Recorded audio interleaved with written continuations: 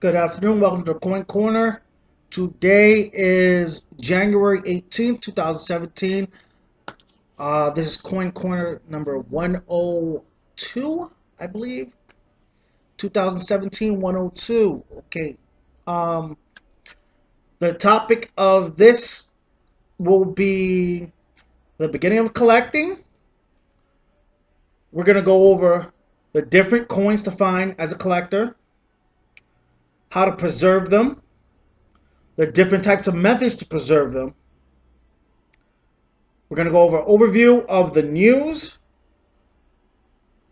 Our overviews will include a few light articles from several different magazines, a general synopsis of a few coins, and a few questions and answers if there are any to be had.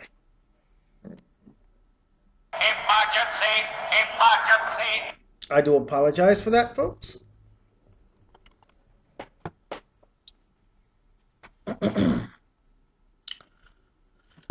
The beginning of collecting. Now, the average collector that subsists in coin collecting basically has several ways of gathering coins. You can gather your coins from circulation, which are the raw coins that you find in your pocket change. You can collect each year of those that you find in your pocket change, and then you can put them into a kind of thing called a typeset, or you can get them from the United States Mint or your local mint directly. And if you buy them from your local mint, they oftentimes will come in either a roll of coins or in a mint box like this. This is an old mint box that I had lying around. It'll come with a certificate of authenticity. It'll come with a case. And there'll be a capsule in here, which will have your coin in it that you purchased. Unfortunately, I don't have any more coins, but at least that I can display. But I brought some coins from a friend of mine to display for you. Okay, first let me go over the different types of coins. Generally, there are those coins that come out that are called choice mint or choice BU, or beautifully uncirculated. Beautifully uncirculated coins are coins that just came out from the mint. Your local bank has them by the box and they're brand new. Those are also what we call mint state coins. There's mint state circulated coins, I should say, or raw coins. They're circulated coins, coins that have been through, been used for a couple of months, couple of years, but because you need to fill a slot, you put it into an album. And those are called circulated or raw coins. And you can, if your coin is worthy enough of being certified, you can send it to a third-party grading service, and you can have it encapsulated. Now, when you get a coin encapsulated,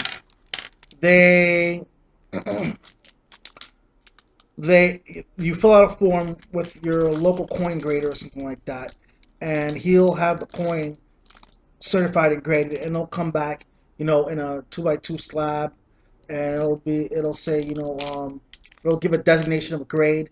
It'll come with an individual serial number. It'll be encapsulated, and you'd be able to have a instantaneous recognition of grade. Now, there are different certification companies out there, and the key thing about collecting from circulated mint state or proof coins. Now, proof, I'll get to in a second, but the key thing with collecting all these coins is that is it worthy of being sent to a third-party grader to be encapsulated? That is the key question. That is the key thing that you need to ask yourself every time you take a look at a coin. Because, I mean, you can find tons of coins in circulation, but the question is, for your budget, for your pocket, is it worth you sending it to a third-party grader? And that's one of the things that you have to consider when collecting coins. Now, there are different grading companies out there, and I brought some sample slabs that I was able to pick up from different companies. As you can see, I'm wearing my nifty, headset so I can look at coins. This is a really good headset. It's got a flashlight, so you can actually, use light, a decent light source when looking at coins. It's LED light, so it's not as um, it's more of a pale light. It doesn't equal the same. It's brighter, but it's not a drowning light. It works very well. It's like the LED lantern that I have on my desk.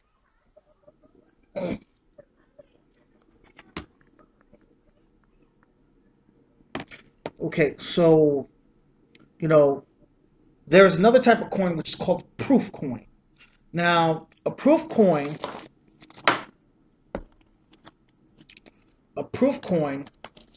is a coin that is made by the United States government that is highly polished to have extreme reflective surfaces. If you look at this nickel has been highly polished to have very detailed surfaces.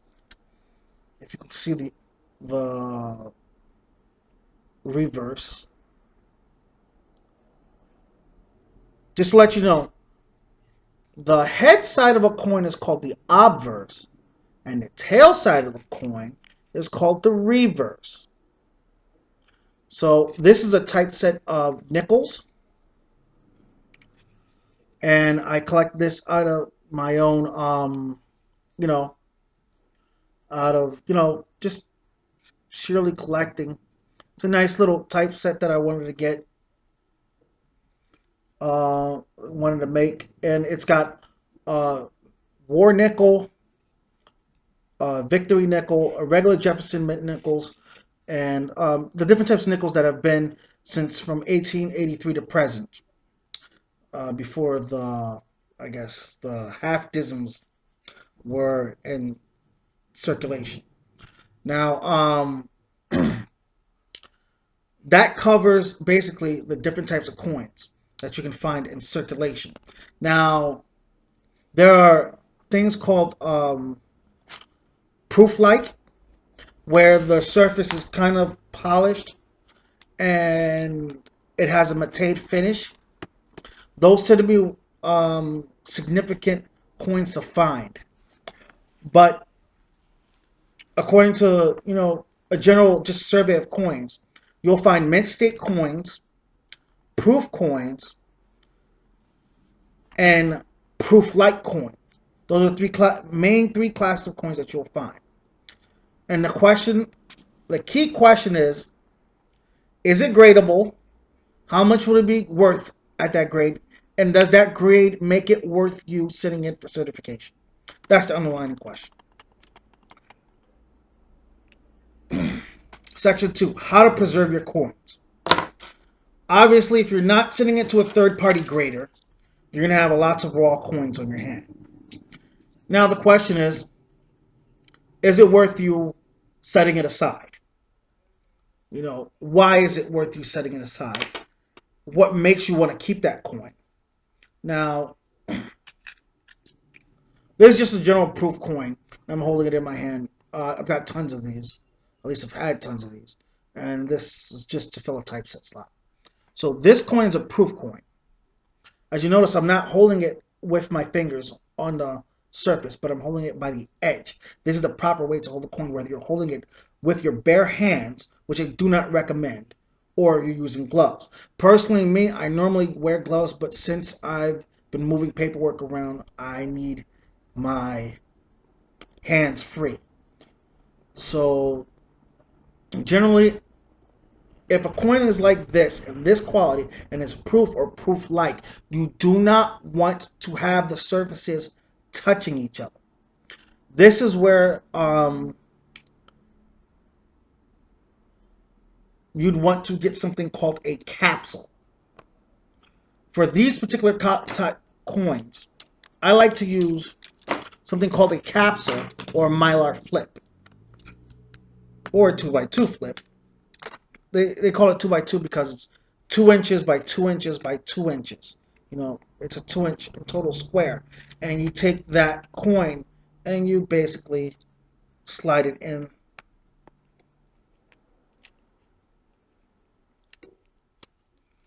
You're able to slide it into the mylar flip, and it goes nicely in there. And I've got these little special cards that I made out of hardback paper, and I'm able to write on them. And basically, you're able to see the front, the back, well, the back, the front of the coin, and you're able to give the details of the coin if you specifically want to do that for that piece. Now, that's something you might want to invest in having a system for doing. And that is something for the average collector to, be aware of as a way to store your coins. These mylar flips are great. There are other types of mylar flips, and there's also capsules. I get these envelopes from my friend who owns a pawn shop, and I can use these envelopes to store coins. It's a nice little pocket, and you put the coins in there. You're able to write on the surface of it, and you can detail what's inside of it, and you can put it in a box, something like that. I oftentimes get little boxes, and you're to open the boxes and just take a peruse, just a general perusing through it. You'd see it says, 1908 peso, and you'd open it, and it's in a 2x2 mylar flip, and I can see the coin. It's not graded, but it's just for me to hold on to, so I know I have it. And this is a 1984 D quarter, Washington quarter. Heads, tails. It's a general circulated quarter. It's a very, very bland condition. It'll pass for good if it was certified or poor, but it's still a neat coin to have. Counting the factor of I got it straight out of circulation and it was free. So I personally I write on these little envelopes, fold them over. It tells you what's in them, and you're able to see it with no problems. So that's another way to store your coins. Then if you get older into collecting, and you get to send your coins to certification services, like most collectors will, you'll get slabs. Now, you get a bunch of slabs. You can get slab boxes to hold the slabs in, or you can just bunch them up. It's different, same type. These are Lincoln Cents. These are from IGS services, which I got these for free. So can't complain. Got it for free. It was a long time ago. So it's a 1909. Very good. They graded it as an 8. So it's a couple of circulated pennies. An Eisenhower dollar, and they're able to stack. You can stack these type of slabs. If the slab is from the same company, you can normally stack slabs. So you can put them into storage boxes or shoe boxes and stack them as you would. I had stacks and stacks at the coin shop that I used to visit. And there's different third-party certification companies.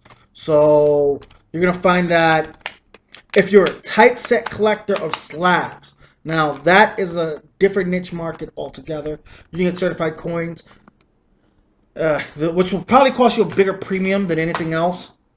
And you'll find that you can collect a typeset of certified coins.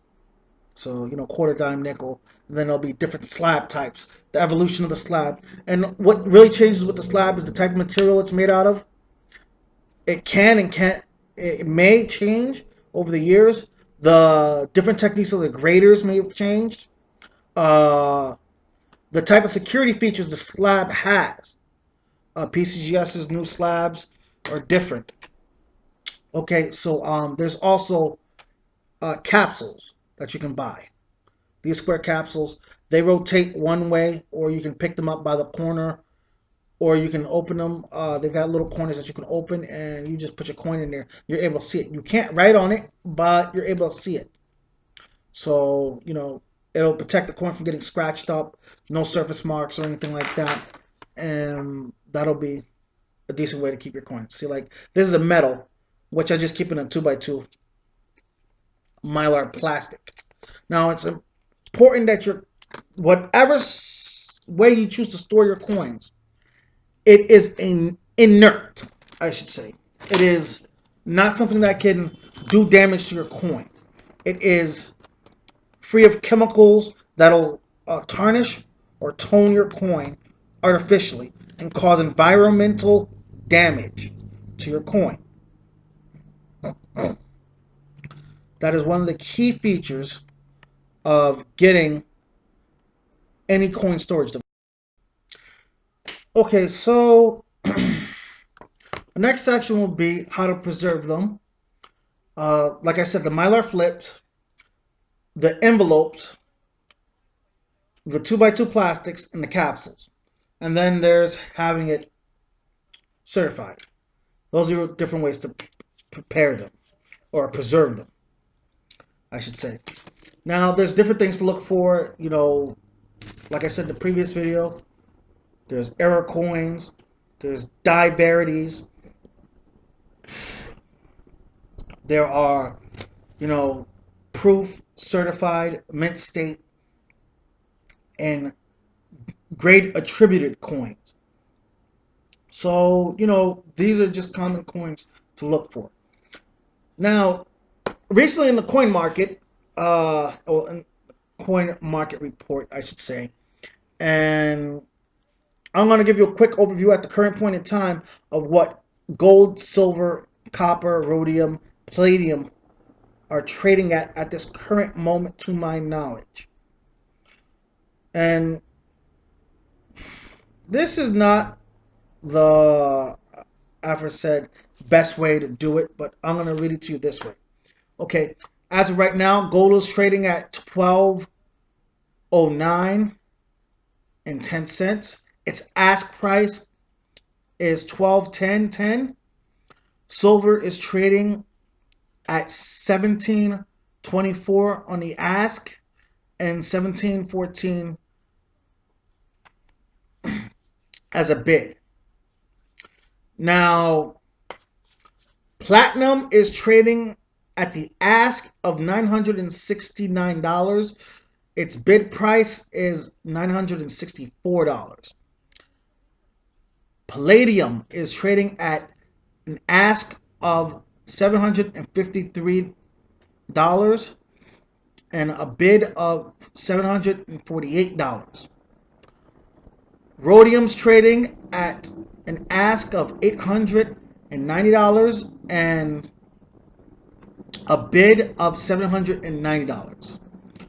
Copper is trading at $2.60 for the ask and $2.60 for the bid. That's currently the market prices for gold, silver, platinum, palladium, rhodium, and copper. Now, there's recently been a coin world, more of a total glitch out from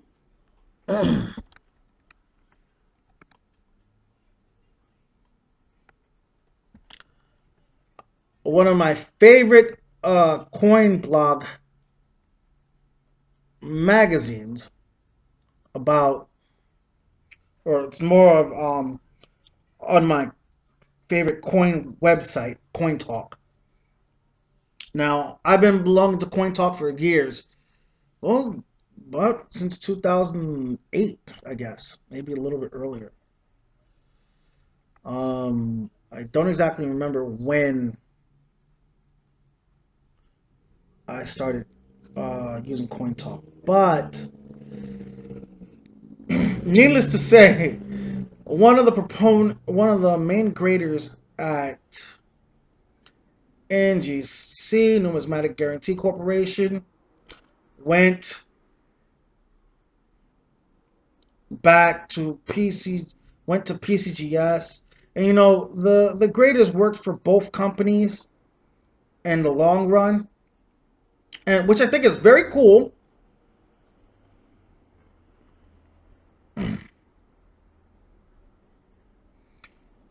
Which I think is very cool. It's cool to work for a grading company. I really wish I could work for a grading company. And needless to say, he basically said, with the evolution of things, PCGS and NGC's conflicts are great, and there's been a large evolution. There's been a large evolution in grading techniques. Of course, there's been a large evolution in grading techniques. I mean, if you compare the grading techniques for NGC or PCGS from 1985 to now, you're going to see that the coins have graded differently overall. And that's one of the key things. That's what makes it so difficult. And this is why when you get older coins that have been graded and certified and you get them regraded, their grades go up or their grades go down depending on the quality of the coin. So, you should really take a look at the article, and it's in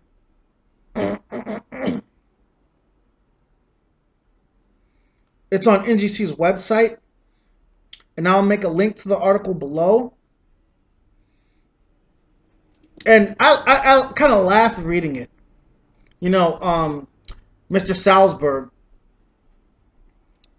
goes on to talk about several different coins that have changed over the years. The 1912 S nickel or something like that, and several other coins. And he gives details, and he basically overviews the difference between NGC and PCGS and how NGC is better. And it depends.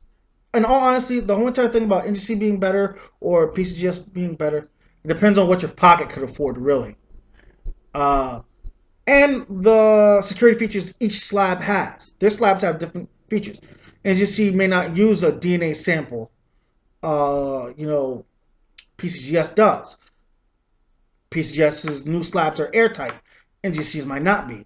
It really depends. But of course, it goes to the whole entire thing. Is the coin that you're dealing with gradable? My next blog, I'll be taking a look at some of the applications and methods of grading and some techniques for grading.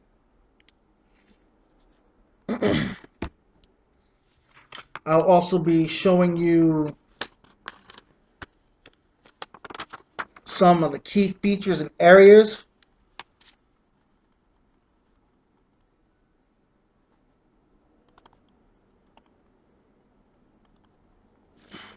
for grading, how to make a kind of flow chart for grading, so you can get an idea of just specifically where to place a coin.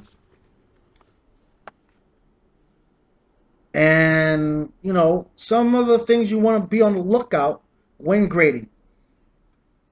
So I hope you enjoyed this blog. Remember, as always, research is key. And let's try to have a good question and answer session in the comments. If you have questions, you know, you can email me and or private message me and I will get back to you. Take care. Remember, as always, research is key.